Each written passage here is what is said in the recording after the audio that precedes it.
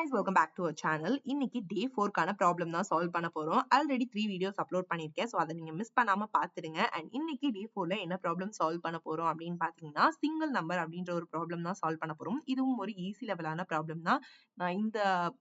நான் வந்து கூகுள் டிரைவ்ல போட்டு ஒரு லிங்க் உங்களுக்கு அட்டாச் பண்ணிப்பேன். ஸோ அந்த லிங்க்ல வந்து ஒரு ஸ்மால் சேஞ்சஸ் ஆயிருக்கு. ஸோ எல்லாமே easy level problem first solve பண்ணிடலாம் அப்படின்ட்டு நான் அப்டேட் பண்ணிருக்கேன்.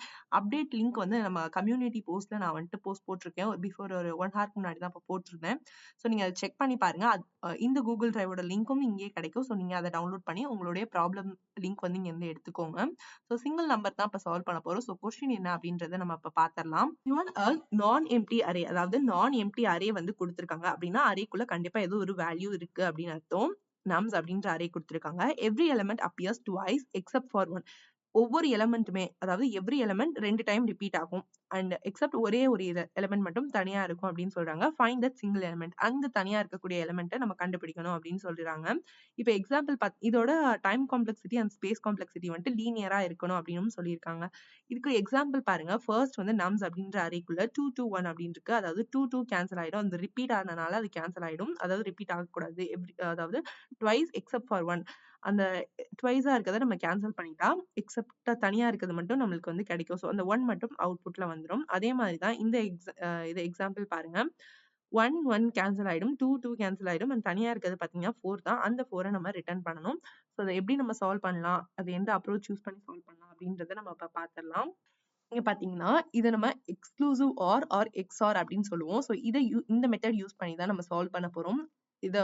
இந்த ட்ரூத் டேபிள் எல்லாத்துக்குமே தெரியும். நம்ம ஸ்கூல் டேஸ்லயே படிச்சிருக்க ஒண்ணுதான். ஸோ எக்ஸ்ஆருக்கு ட்ரூத் டேபிள் பாத்தீங்கன்னா 0 0னா 0 அண்ட் 0 1னா 1 1 0னா 1 அண்ட் 1 1னா 0ன்னு வரும். அதாவது சேமா இருந்துச்சுன்னா அவுட்புட்ல வந்துட்டு 0 அப்படின்னு வரும். இப்ப 0 0ன்றது சேமா இருக்கு. ஸோ அவுட்புட்ல 0 அப்படின்றது வரும். 1 1ம் சேமா இருக்கு. ஸோ அவுட்புட்ல 0ன்னு வரும். இன்கேஸ் டிஃப்ரெண்டா இருந்துச்சு அப்படின்னா அவுட்புட்ல வந்துட்டு 1 வரும். இதுதான் பேசிக் கான்செப்ட் ஃபார் எக்ஸ்ஆர். இப்ப நம்மளுக்கு இன்புட் அரே வந்து கொடுத்துருக்காங்களா நம்ஸ், அப்படி அதை வந்து எக்ஸாம்பிளுக்கு எடுத்துக்கிறேன். 4 1 2 1 2 அப்படின்றத இப்ப 4 1 2 1 2 அப்படின்றத எழுதிக்கிறேன்.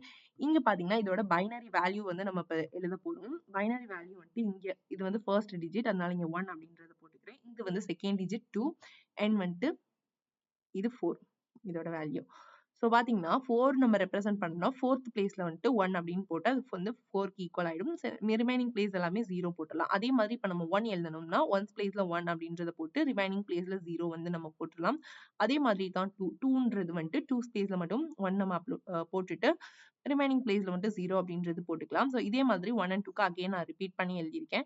ஸோ பாத்தீங்கன்னா இப்ப 1க்கு பைனரி வேல்யூ பாத்தீங்கன்னா 0 0 1 அண்ட் இந்த 1க்கும் பாத்தீங்கன்னா 0 0 1.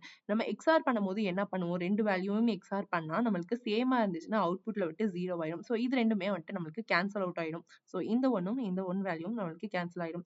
அதே மாதிரி தான் 2க்கு வந்து பாத்தீங்கன்னா பைனரி வேல்யூ 0 1 0, இங்கேயும் பாத்தீங்கன்னா 0 1 0. ஸோ இது ரெண்டுமே வந்துட்டு நம்மளுக்கு கேன்சல் அவுட் ஆயிடும். ரிமைனிங் இது ரெண்டுமே சேர்த்து நமக்கு கேன்சல் அவுட் ஆயிடும். ரிமைனிங் தனியா இருக்கிறது பாத்தீங்கன்னா 4 மட்டும்தான். ஸோ வந்து அவுட்புட்ல 4 அப்படின்றது ரிட்டர்ன் பண்ணிடணும். ஸோ இதுக்காக தான் நம்ம வந்து எக்ஸ்ஆர் ஆப்ரேட்டர் வந்து யூஸ் பண்ணுவோம். நீங்க எக்ஸ்ஆர் ஆப்ரேட்டர் யூஸ் பண்ணி இந்த ப்ராப்ளம் எப்படி சால்வ் பண்ணலாம் அப்படின்றத நான் கோடிங் சொல்லிடுறேன்.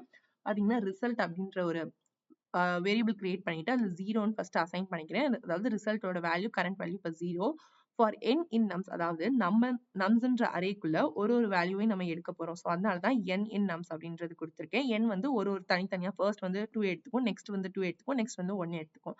அதனால தான் ஃபார் லூப்குள்ள கொடுத்துருக்கேன். For n in nums result equal to n, அதாவது கரண்ட் நம்பர் எக்ஸ்ஆர் நம்ம ஆல்ரெடி ரிசல்ட்ல ஸ்டோர் பண்ணி வச்சிருக்க நம்பர்.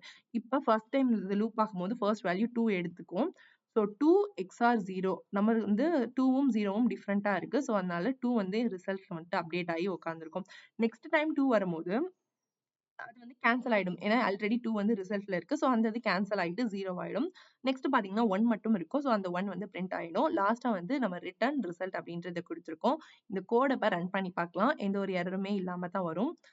ஸோ நீங்களும் ரன் பண்ணி பார்த்துட்டு கோடை வந்து சப்மிட் பண்ணிருங்க. இது வந்து ஒரு ஈஸி லெவல் ப்ராப்ளம் தான். ரொம்பவே ஈஸியான கொஸ்டின். இதை சால்வ் பண்ணி பாருங்க. ஏதாவது டவுட் இருந்துச்சுன்னா கமெண்ட்ல கேளுங்க. நெக்ஸ்ட் வீடியோல பார்க்கலாம். until then bye from me.